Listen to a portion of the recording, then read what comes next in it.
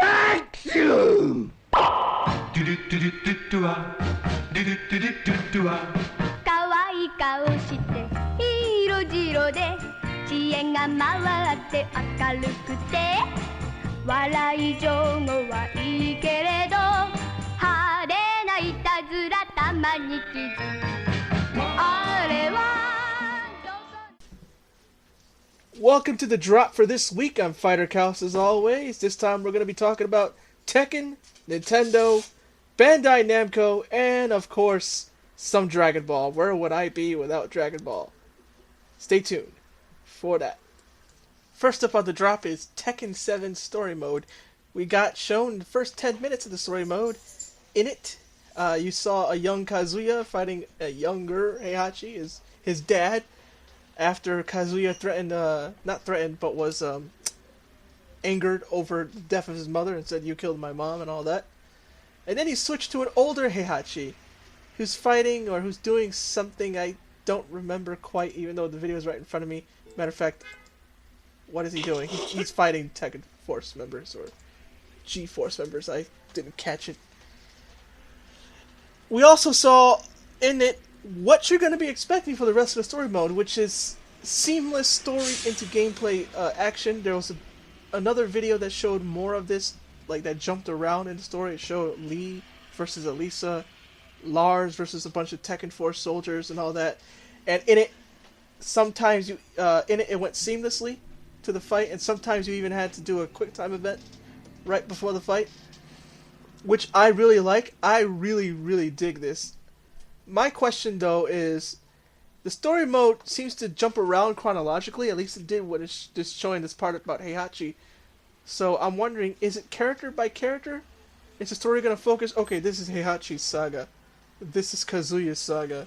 So you're not playing chronologically seeing them all, but chronologically through each character's story. So it'll jump around, but that's just a guess. I don't know if the story mode is going to be like that, or if it's just one long story and it just focuses on who it wants to focus to at that time, at whatever point in time it wants to. But I really like what it's doing so far. I hope more fighting games do this, actually, where it feels more like you're not just watching the story, but you're participating in it. Street Fighter story mode felt most like I was watching it. There were some fights here and there that were kind of cool, but it didn't feel seamless. This feels totally seamless between cutscene and fight. And there was even some cool things you can do that even felt like part of the story, which you won't see in an actual fight in the regular mode on Tekken 7. Like, for Lars, he pulled out a machine gun while he was fighting the other soldiers, which he would do as a soldier. They're armed. He should be armed as well. And you could fight him, you could put it away and fight regularly, or you could just go, nah, I'm just going to bust a cat and start shooting. That's pretty cool. My other wonder is, where is the arcade mode?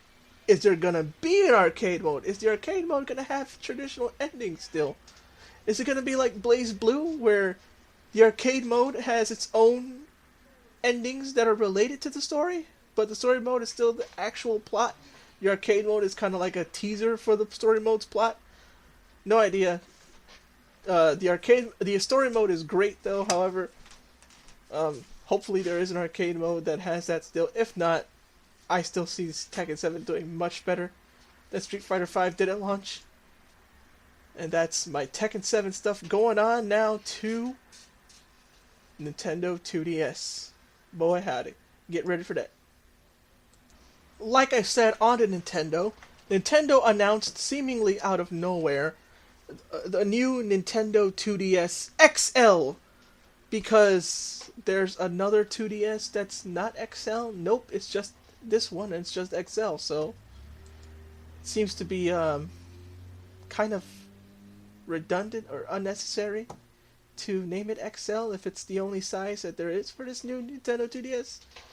But that's not the main thing about it here. What is the main thing about this new Nintendo 2DS is that it's basically like the new Nintendo 3DS, in that it has amiibo support, the C-Stick, the extra power so it can play those Super Nintendo games off the Virtual Console and play those other games that kind of strain the regular 3DS and regular 2DS, like Pokemon Sun and Moon, when you do those 2v2 battles with 4 people. That's not right. I have Pokemon Sun and I don't remember. The multi-battles. There you go. When you do the multi-battles, the frame rate chugs. So this new Nintendo 2DS should be able to handle stuff like that now much better, and Xenoblade Chronicles and yada yada, right? Here's the problem that a lot of people are seeing, that people think that it's kind of cannibalizing sales for the Switch. Like Nintendo is putting this out because it fears the Switch is failing. Funny enough, I take whatever chance I can to criticize Nintendo, but believe it or not, I don't think this is too bad of a move. I'm probably in the minority here, and I'm probably oddly in the minority here, because I'm usually the guy who will be the first to criticize Nintendo, but I don't think it's because of the Switch. This must have been in development longer than the Switch was, than the Switch's release. What I mean is before the Switch released. This Nintendo 2DS had to have been in development for longer than that. At least since last year, right? I think they've been planning this. I also think that it's not gonna cannibalize the Switch. It's for the people like me who have a 2DS, and I really don't like that it's one single chunk of plastic. I do like the folding screen, but that's not the only thing. I also like the fact that it has the extra power. I feel like I'm on a Fisher-Price toy when I play the regular 2DS, and I don't care for the 3D. It's gonna be priced at $150. That's a good price, especially if you just want to play DS and 3DS games without caring about the 3D or anything like that. You just want to play, and you don't want to pay. You don't want to pay out the wazoo for it. Matter of fact, unless I see something else I want, I don't know what's gonna happen. I have no idea, but I could see myself trading my old 2DS for the new 2DS.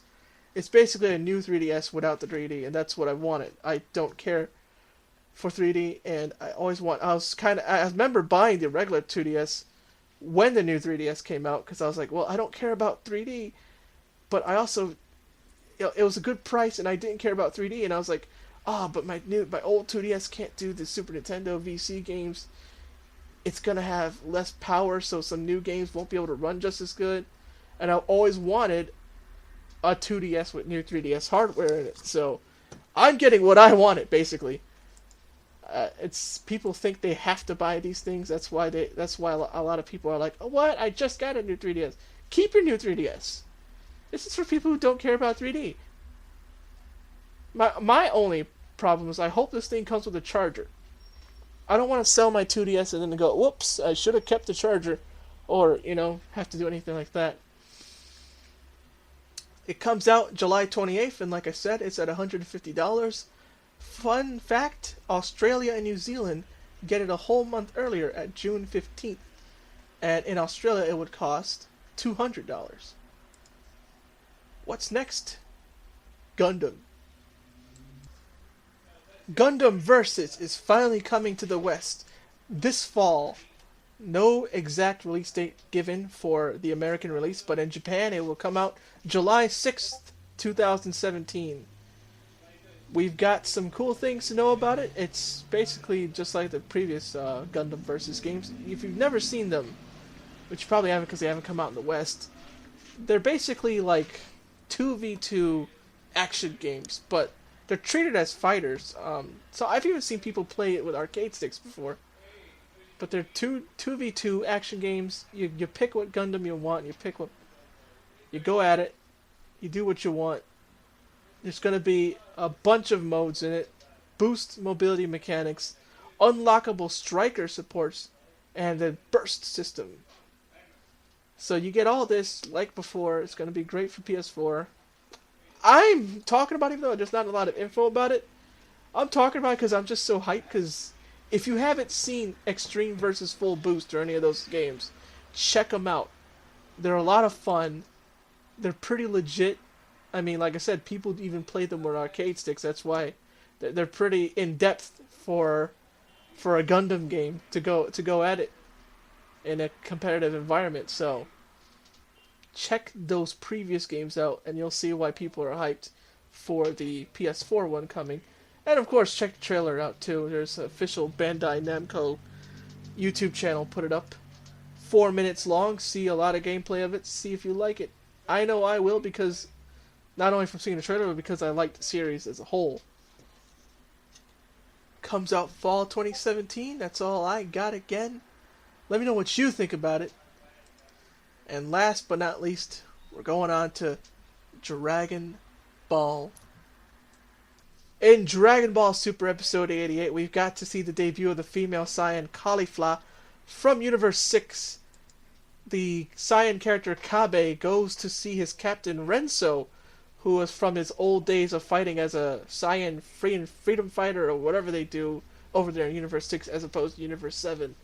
And he's like, dude, Renso, I need you. Come on, bro. This tournament is serious business. We about to get wrecked. And Renso's like, my knee, bruh. My knee hurts. But I got a sister. She's stronger than me. And you see this woman who looks like she's like a savage woman, just wearing like this like tube top and eating just a big chunk of meat. And it seems to be that this is the female Saiyan that is hyped up in the previews and the promos. Now people are wondering, wait a minute, is this a different character? The promotional art I'm seeing via Kanzenshu on their official article about it seems to indicate that no, this is the same character. One person who was confused on the Kanzenshu forums actually brought up a good point. Yes, I troll around the Kanzenshu forums.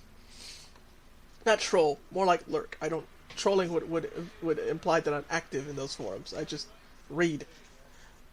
But one person brought up that, hey, why can't it be the same character after all? It could be that when she's ready to go to a tournament, she cleans up, puts her hair in a scrunchie, and all that. Which makes a lot of sense. It could make the Super Saiyan form of the female character totally looks like that hair that she has before being cleaned up, and it could just be that like when she transforms, the hair goes back to its crazy wild form, and boom, you've got Caulifla.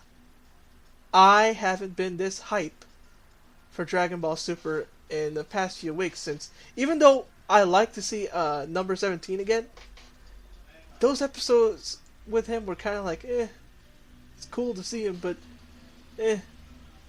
Whereas now, I guess because it's like, I know him, you know, these are characters I know, even though I haven't seen them for a while, I know them.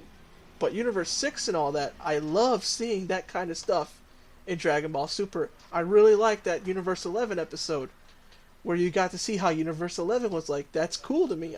I like seeing the bigger world of Dragon Ball outside of Goku. That's really cool to me. I really want to see more of that. That's why I got kind of hyped, and I hope in a future episode they kind of go into more of what Universe 6 Saiyans are like. And that's it for me. What are your thoughts about all this? About Gundam? About Caulifla? About Tekken 7? About the other thing I talked about? Oh, Nintendo 2DS. That's how unimportant that is. But hey, I kind of like what they're doing with that. I don't like 3D. I already mentioned that. With that said, that's the drop for this week. Let me know what you guys think and what you guys want me to cover in future episodes in the comments below. See you guys later.